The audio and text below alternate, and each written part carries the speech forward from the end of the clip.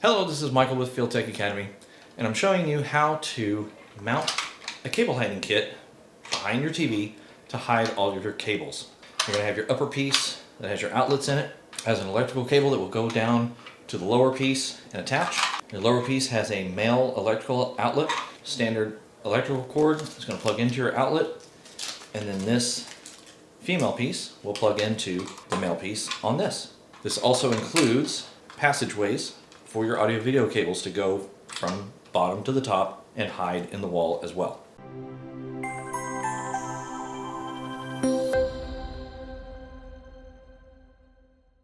In the box it has templates you can cut out, so I've cut out my templates.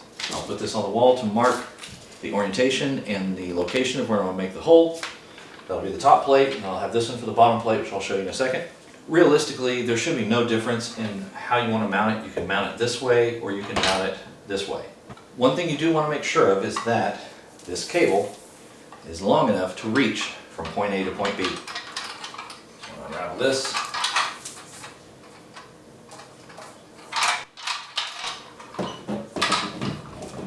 This distance is less than 6 feet. I've got plenty of cable, so I know I'm good. But in case you were going higher on the wall or whatever, you just want to make sure that you have enough cable to reach both points. I'm going to mount it horizontally instead of vertically. That way my cables will easily fit through this little hidey hole and go down. I'm going to attach my template to the wall.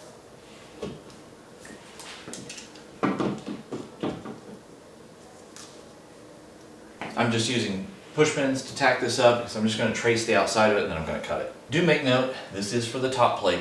The other template piece says bottom plate. That way you know for sure you're making the right hole at the right spot because they're two different sizes.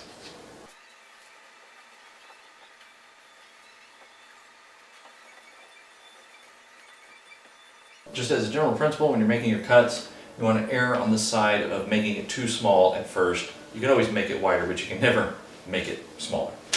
Alright, the easiest way to make a hole in drywall is to use a hand drywall saw. If you've never used a hand drywall saw, pretty simple. Find your point that you're going to start and you're going to just kind of drive it in the first time. I always like to go left and right first, just to make sure that I don't have a stud in here that I haven't found. So I went all the way across left to right, so I know there's no hidden stud in here, so I'm safe.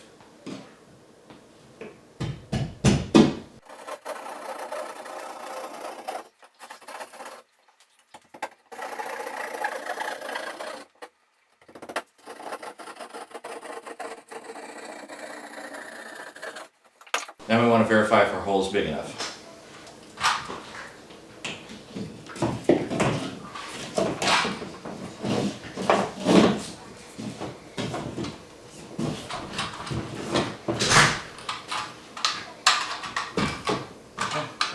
This is going to drip down. It's just going to angle down. It's going to go inside the wall.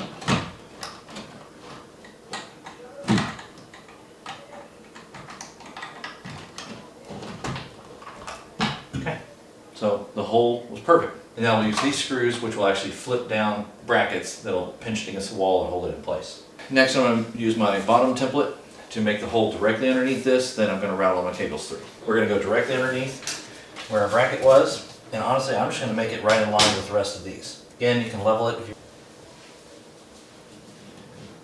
Now we're just going to trace this out and cut it.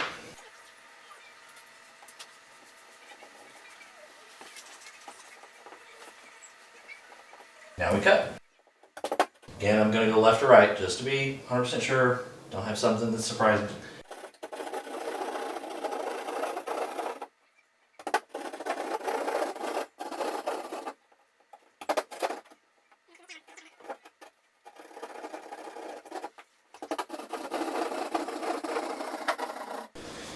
Anytime you're making a new hole, you always want to make sure you leave space so that there's drywall between the holes. In this case, we've got a little bit of weak drywall right here, so we may break this despite leaving space. We're going to be careful and see what we can do.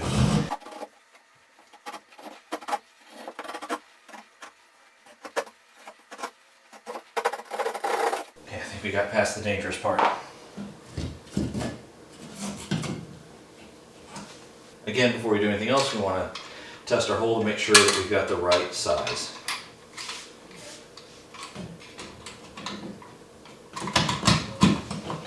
Fits perfectly. Now we're ready to actually do our wall mounting. We're going to pull our cable through and attach it to this piece, and then we can tighten everything up.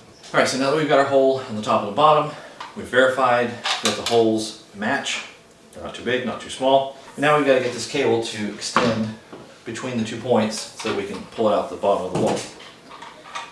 Anytime you're doing stuff like this, always go gravity down. Let gravity help you.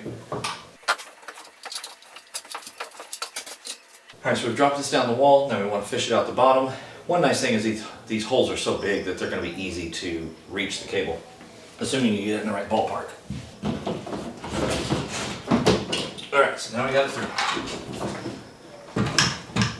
Now you want to be able to get your audio video cables top to bottom. The easiest way to do that is to leave yourself a pull string. So I would do that before you attach these permanently. If you're a technician, you probably have a bucket of pull string. If you don't, you're a home customer, just find some sort of thread or rope or something you can drop down the wall and leave as a pull for yourself. Again, we want to use gravity as our friend, so I'm just going to tie off my stud finder to this, which has weight, so that it'll actually fall down the wall straight. Now if the wall has insulation in it, you're going to have to use fiberglass push rods. In this case, the wall is hollow, so I can just use a pull string and drop it straight down.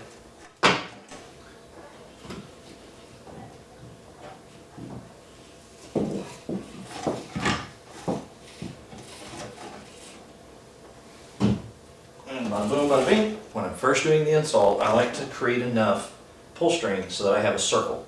I can actually tie off a circle so I can just run things through it. Once you've installed everything, if you end up dropping or pulling into the wall your pull string, then you're back at the starting line. So we're going to make a circle with it, but I need to route it through this plate first. Route it through my bottom plate, so that my circle is actually going through the front sides of this, and then I'm going to tie this off so I can just have a straight circle that I can pull on, tie things off to, and rotate through. You also want to make sure it's good and tight, because again, you don't want to lose it in the wall. So now, I can just pull a perpetual circle. Now we know we can mount.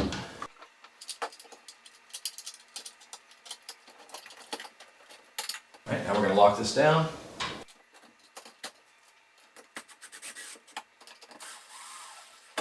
Doesn't have to be super tight, we just don't want it to be loose. Good and solid, cover our holes. Got a pass through for our audio video. We have our electrical here, which will connect on the bottom.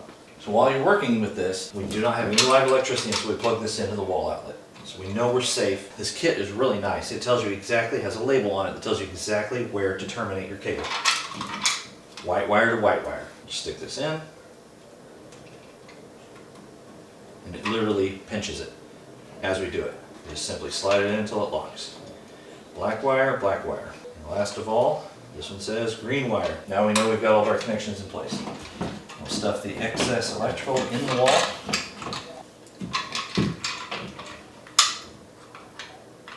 Flip all your tabs down. And then lock it down.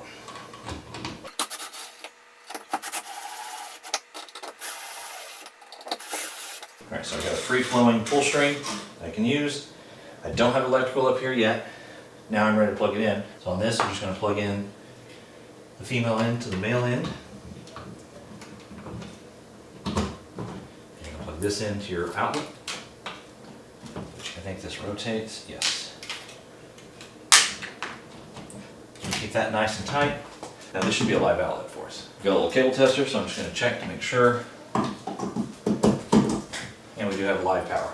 Now it's just time to physically mount the TV and run our cables. So that's how we install a cable kit that'll hide all your cables in the wall so you won't have anything dangling below the TV. If you got value today, please like the video and subscribe to the channel, and check out all my other videos on how to work as an independent field tech, other tips and tricks, and other service call examples. Thank you for your time today. Let's get you out in the field making money.